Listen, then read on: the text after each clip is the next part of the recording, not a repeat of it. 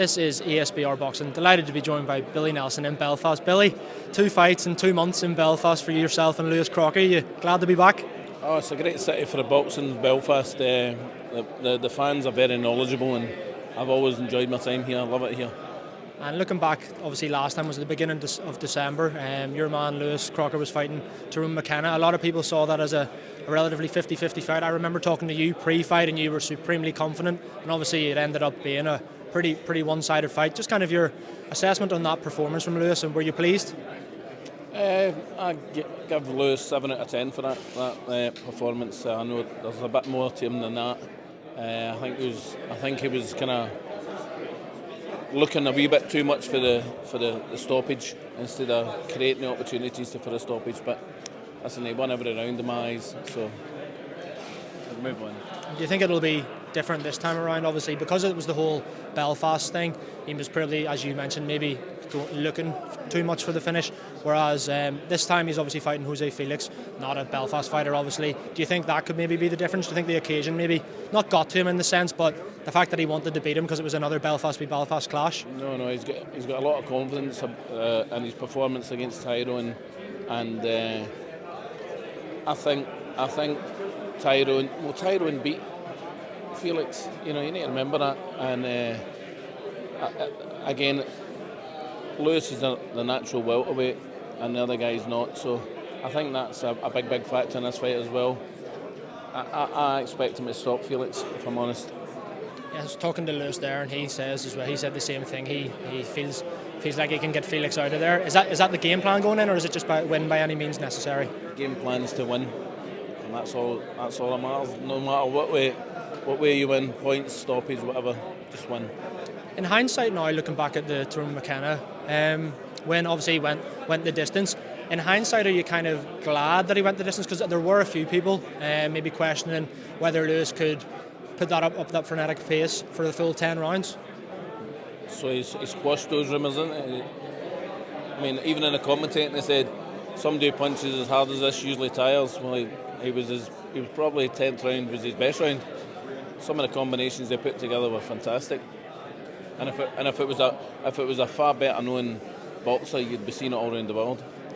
And looking at the card now, there's another welterweight on the card, an Irish welterweight, and Paddy Donovan. I just spoke to Lewis there, and he said obviously that's a fight that would interest him going forward, but he's got all eyes on Jose Felix. Is that a fight that would interest you, Billy? Aye. Once Paddy gets up to Lewis's level, then I think Paddy's 1 or 2 steps behind Lewis now. Maybe 1 step behind them. So if Lewis wins again, he'll move up to another level, and Paddy's got to do it. But they could meet in maybe 18 months, 2 years' time, maybe for something substantial. I was another welterweight who obviously is promoted by Eddie Hearn and Matchroom is Conor Benn. I heard we did a video midweek talking about a potential fight between Lewis and Conor, and obviously as a Belfast man myself, no secrets as to who I was backing, but is that a fight that interests you, and would you be confident in your man derailing the Conor Benn hype train? I've always said, and with due respect to Conor, I believe for what I've seen of Conor and what I've seen of Lewis, and I know of Lewis beats him in every single department, out jabs him, he punches harder than him, and the most important factor here, he's got a better chin than him. In my opinion, that's just my opinion. Is that a fight that you would maybe like sooner rather than later, or is that a fight you reckon you could build up to be huge in the future? Anytime that fight could happen, anytime. Take it next year, whatever you want. Is it a fight you've mentioned at all to Eddie or anyone at Matchroom? It's not my place to mention it. I don't manage Lewis, but if the opportunity arose, I know he'd take it in a heartbeat. Absolutely. And looking ahead, looking to one of your other fighters, obviously big heavyweight Martin Bakuli. What's the plan there for 2024? We haven't seen him in a few months now, but I'm sure you're keen to get him out as soon as possible. Well, he's got a final eliminator call with the WBA against Cassius Chaney, so we're just waiting on the negotiation period to finish there. If they can't come to an agreement, it goes to purse bids, and then we'll fight Cassius Chaney to be the mandatory for the world title. Were there any conversations at all for Martin to be featured in some of these massive big heavyweight Saudi cards that we're seeing now? Not that I'm aware of, no. Names were mentioned, but fights when they mentioned, would you fight him? I don't fight anybody. But every name that got mentioned to me, the other people didn't want it. every name. And do you think that with this whole Saudi Arabia, we've obviously got the undisputed clash there in February. March we've got Joshua and Ghani. Do you think that everyone says it's really good at making the best fight the best, but do you think it's to the detriment of for UK fight fans potentially with not seeing the big fights here? No. As long as they're getting made, that's the main thing. I'm fortunate enough I manage and train one of the top fighters, so you want to be part of that. But Boxer don't seem to be having any fighters on any of the cards. Only Martin's been on it, and that was only because Francis Ngannou pushed the fight for Takam versus Martin. Otherwise, we wouldn't have got that fight either. Absolutely. And looking at, you mentioned there about 2024 for Martin. Looking back now at Lewis, the plan, how many fights do you want him to have this year? Because obviously he had a period of a bit of inactivity, followed by 5 or 6, 4 quick turnaround, and then this is another turnaround. So ideally, the more active the better for you? 4 fights this year would be ideal. One now, one April, May time, one end of summer and one before Christmas. And is it titles, do you think, after Saturday night? Are you looking for big titles? 100%. I think it could be. I'd like to see him fight in possibly the eliminator for the world title by the end of the year. And then next year would be a right big year for him.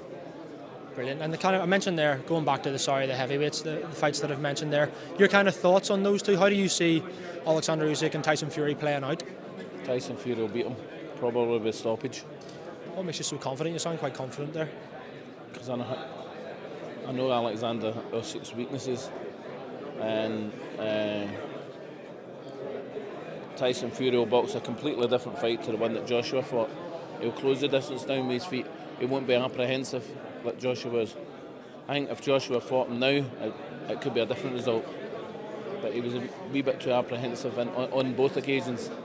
And he did hurt him to the body. And on the second occasion, he never followed it up. You must follow up against Usyk. You can't allow him confidence. You must close the distance down and punch with him. And there's, sure you've seen as well, there's plenty of rumours flying about this week about the Jai Opetaia leaving Tyson Fury's training camp after only 5 rounds. Have you heard anything yourself, or do you read anything into that at all? Nothing whatsoever. People make up stories, you know what I mean? No make up stories. Chinese whispers, isn't it? Oh, what shite. He's away home because he's fighting Marius Paredes, who's an orthodox fighter, smaller. So there's no point fighting a guy that's 6'8", 6'9" for a guy that's 6'3". You know what I mean? And faster, because he's a cruiserweight. So he's went home and I think he's sparred Justice Honey, another decent heavyweight. So it's just he's done what's right for him, and my fighter would do the exact same as well.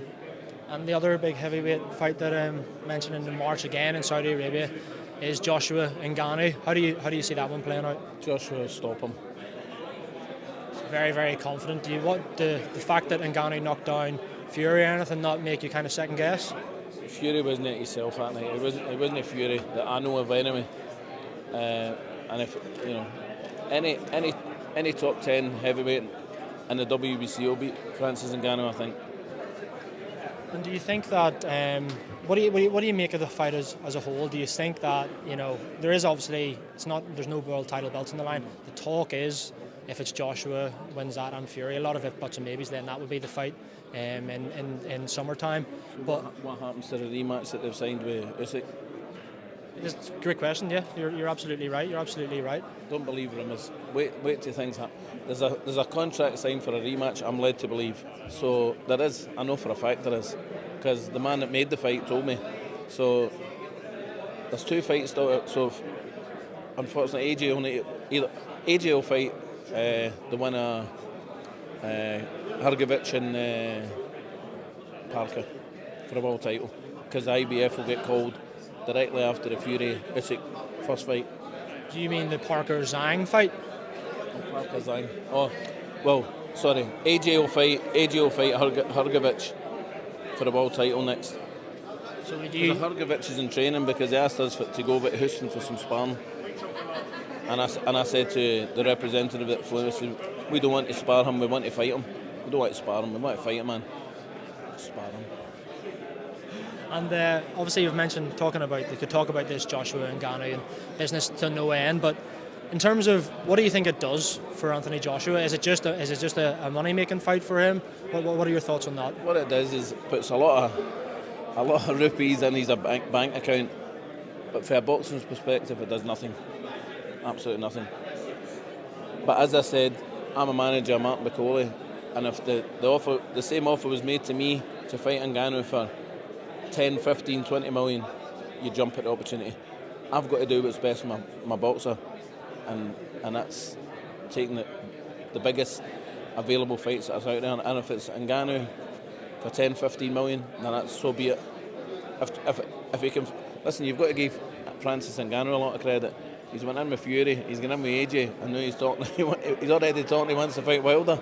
So he's game enough, but he's no good enough to fight these guys. That's the thing. And just finally, Billy, thanks very much for your time as always. Bringing it back to Lewis Crocker on Saturday night, main event. You alluded to the fact you think he can stop Jose Felix. Can we get a final prediction? When do you see that stoppage coming? Early, late, any time? Mid rounds, I reckon. About 6 rounds, I think he'll overpower him. Very strong. Very, very strong. Brilliant. Well, Billy Nelson, thanks very much as always for speaking to ESPN Boxing. Top man. Thank you. All the best.